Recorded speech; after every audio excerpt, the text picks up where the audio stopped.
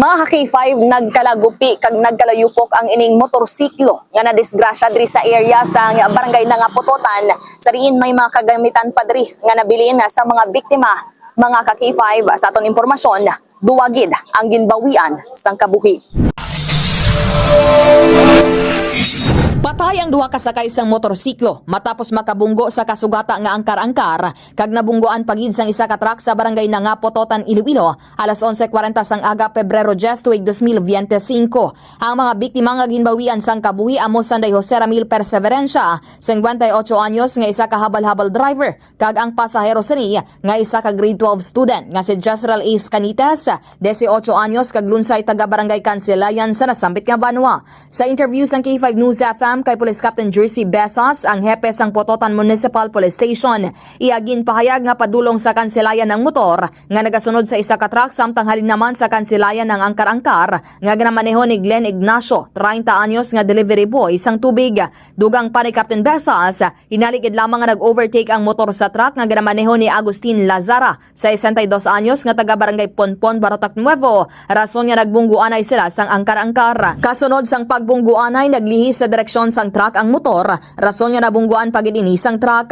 Nagtabog pa ang grade 12 student kag ang 58 anyos nga driver sa idalom sang truck sa tunga sang kalsada, samtang ang isa pagid ka angkas sang motor nga 15 anyos nga babayi kag ang driver sang angkar-angkar ang nagtabog sa kilid sa diin na duta na ini kag may mga hilamon na.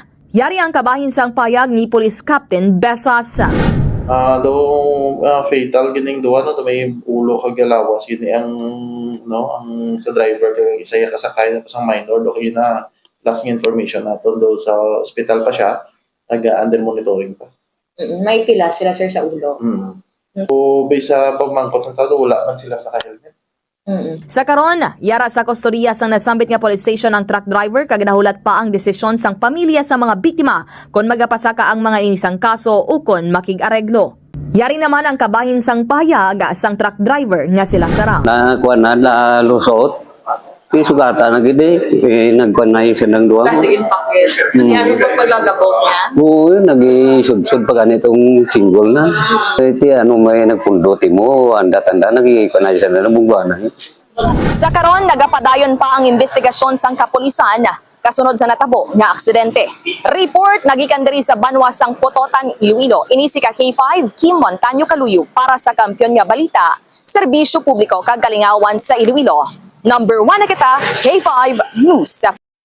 This news is brought to you by, do you feel tired all the time? Do you have frequent infections? Do you have always cold? It's a sign of low immune system. Boost your immune system with Clinica D3 Bio, antibacterial, natural antioxidant, immune system booster. Clinica D3 Bio has vitamin D3, lauric acid, and monolurine to fight against all viruses. Try Clinica Vitamin D3 with Coccus nocifera.